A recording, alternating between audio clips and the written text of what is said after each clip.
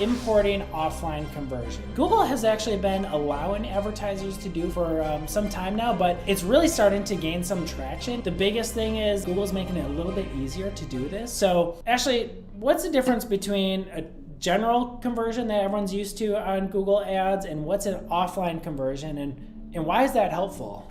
Yeah, great question. So when we look at the accounts and we look at the platform, you're going to see a total number of leads. Maybe you have 100 leads in the last 7 days. Google thinks you're doing great. You've got a low cost per lead, but on your back end, in your CRM, you're going to know exactly how well you did. What's the percentage of those 100 leads that turn into actual customers, clients, or really return on ad spend? So what we're looking to do here is with importing offline conversions is to give a feedback loop to Google with, it could be anything, like you mentioned, Ben. It could be a marketing qualified lead. So at least it's a qualified lead. You're not just counting 100 leads. Maybe 80 of them were marketing qualified, 20 of them were spam. Maybe from marketing qualified, you move to sales qualified, and maybe it's an even smaller percentage where sales team says, okay, these are the ones we could actually work with, or we've created the first step in the sales cycle with.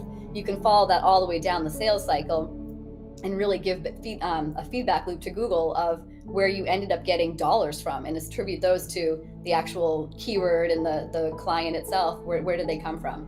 So Google can get a full picture of not just all of your leads and every lead counts the same, but really what is the emphasis and how can we better tailor these campaigns to really be bringing in the return on ad spend clients that you're looking for. Yeah.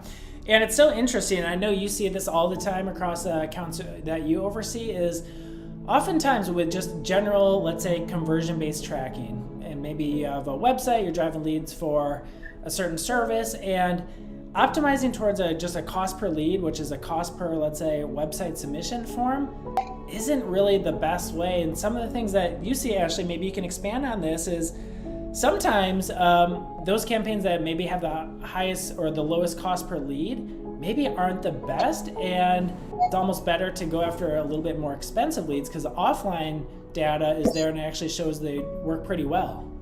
Yeah, oftentimes I'll see Google favor a particular keyword within a campaign. And so I can see that this keyword is getting the majority of the traffic, the majority of the clicks, the majority of even the conversions. But if I have access to and I look into the client's back end, if I don't see any deals associated, or I see a smaller percentage of deals associated with that keyword, I know that Google just thinks that this keyword is performing well, but there's not enough feedback to that particular keyword coming back. So what we would do in that case is, working with offline conversion tracking would help you there. In the absence of offline conversion tracking, we would identify and pull out that keyword and probably maybe still spend on it, but truncate the spend and not allow Google to run rampant on a particular keyword just because Google thinks the metrics are good. So it's a really important feedback loop that Google doesn't just think that, oh, wow, you're doing well, you've got a 20% conversion rate. I've got clients who, might have a 20% conversion rate for some campaigns, but the conversion rate for the campaign that drives the most business might be 7%. So oftentimes what I see in the API is not as important to me as what I'm seeing in the client's back end. And if I see an overall drop in conversion rate because I know that I've put more budget into campaigns with a lower conversion rate, but knowing that those campaigns with a lower conversion rate are the ones that are bringing in the deals, I'm happy to see a conversion rate across the board go down, knowing that I'm funding the right campaigns and bringing you'll see month over month a return on ad spend increase. So when you're looking at overall back end information, you will see that return on ad spend increase despite what you might see in the platform itself.